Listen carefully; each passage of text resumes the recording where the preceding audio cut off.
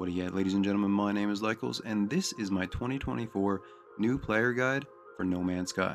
Now, right now, I'm planning on this being probably a 3 or 4 episode guide where we start out with a brand new playthrough, go from a new player to a player with a fully upgraded ship, capital freighter, amazing base, and a whole lot more.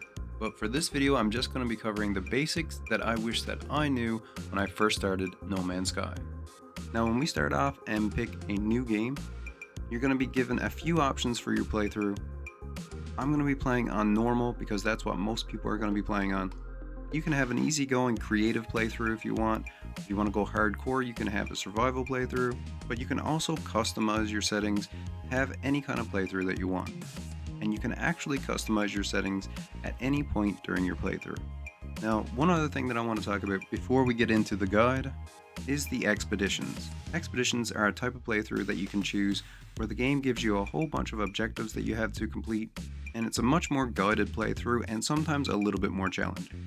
Now, currently, when this video gets released, there is an amazing expedition on the go, which is called the Omega Expedition, and in my opinion, this is a great way to get into No Man's Sky for any new player. Even if this is your first time playing No Man's Sky, I highly recommend checking out the Omega Expedition if it's still going on. In my opinion, this expedition is actually much better at teaching you the mechanics of the game than a normal playthrough.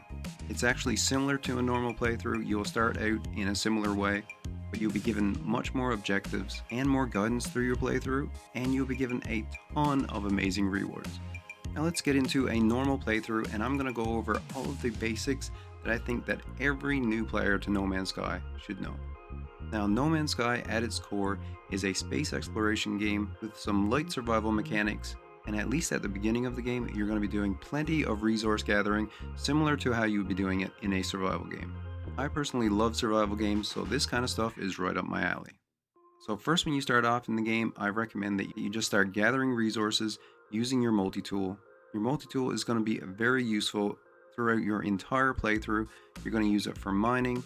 You're going to use it as a weapon to defend yourself against hostiles.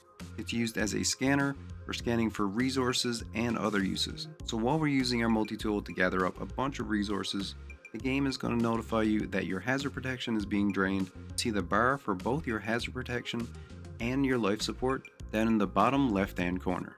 There's also some more information that you can see down there. You can see the temperature of the planet that you're on and the hazards that's in that area. But either way, it's pretty important to keep an eye on your hazard protection and your life support because you're going to need to recharge it from time to time. So the first thing that we're going to need to do is get some ferrite dust so we can repair our scanner. That's easily done by harvesting the rocks that are in the area. But I do recommend that early on you just mine up everything that you see because you're definitely going to need those resources. In order to repair your scanner, you can actually go into your inventory, go over to multi-tool, and then you can click on it in order to repair it. As you can see here, you can also recharge things from this menu as well. I'm recharging my mining beam with carbon, and you can do it in the same way that you repair things. But when it comes to recharging equipment, you can also go into your quick menu, choose the battery icon, and then you can recharge anything in this menu. I find this is quicker and more convenient. Now you can see when we use our scanner that we'll see a bunch of different colored icons pop up on our screen. Right now we're looking for sodium, which is the yellow Na. So you're always going to have a quest that's active in No Man's Sky, and in the bottom right hand corner you can always see a summary of what you need to do. But this scanner is a way that you can find a few different important resources that you're going to need, especially early on in the game. So right now the game wants us to track down this sodium so that we can recharge our hazard protection. So we're just going to head over to the yellow icon, and then we're going to find a little yellow flower. So we're just going to gather up these to recharge our hazard protection, and then we're going to continue on with the tutorial. Here I was a little lucky and I found an area that has a whole bunch of these yellow flowers where you can get a ton of sodium. If you run into a spot like this, take advantage of it and gather up all the flowers. Also, if you see red flowers like this, you should get those as well. They give you oxygen, and you're going to need oxygen to recharge your life support.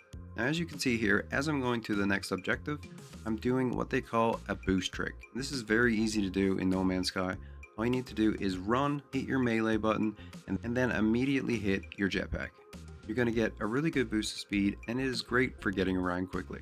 Now, you'll see down in the right hand corner, right below your mission objective, there's a couple of icons down there that pop up from time to time, And this is your sprint icon, and it just shows you how much sprint you have left. And then if you use your jetpack, you'll see another icon pop up, and that's how much you have left in your jetpack.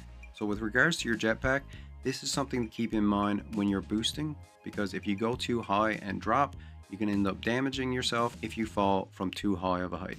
Now, as we get to the next objective, you're going to notice that there is a crashed ship. This is the ship that we're going to repair and have for our own, but we're going to have to do a few things in order to get it off the ground. You'll notice that right next to the ship, there's a bunch of little containers.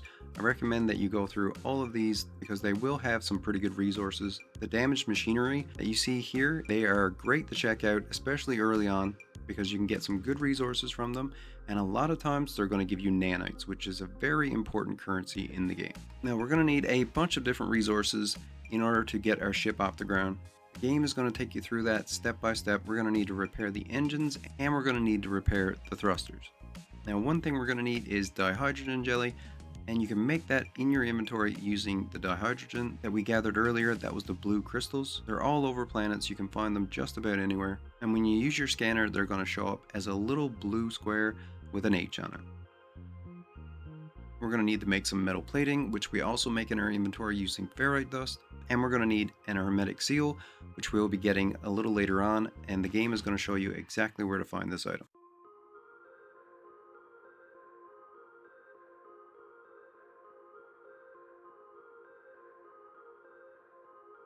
So now we have the objective to go find the Hermetic Seal. It's going to give you a red icon on your screen. Throughout the game, a lot of important objectives that you need to go to will have this red icon, so that's a good thing to keep in mind. Also, on your way to get the Hermetic Seal, there's going to be a storm. This is basically the way of the game teaching you what you need to do when you find a storm. Storms always make your hazard protection go down much quicker, so you're going to be in trouble if you stay out in a storm. But when it comes to storms, you can either jump in your ship to get shelter, you can find a building, or you can take refuge in a cave. Right now we have lots of time, so we're just going to head straight to where the Hermetic Seal is. We're going to find a building in that location, and then we're just going to enter the building. We're going to get the Hermetic Seal, and we're now going to be able to craft the Hermetic Seal as well. And shortly after we reach this location, the storm is going to go away. Now we're going to head back to our ship. On the way, I'm going to make the analysis visor.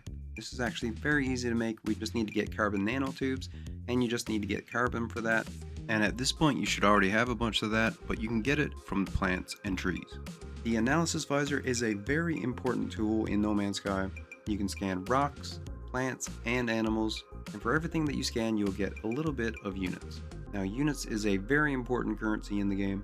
It is also important to scan things because if you scan a resource like a tree, sometimes there will be an extra resource that you can get from that object, but the only way that you're going to get the extra resource is if you scan it. Also, you can go into the options menu after you scan a bunch of things, and you can upload all of them for nanites.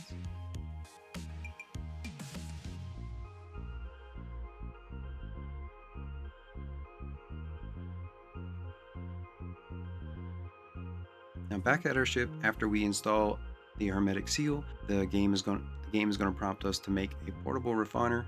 We just need to have the basic resources in order to make it, and then we just press up on the D-pad for controllers in order to get into the build menu, and then we're just going to select our refiner.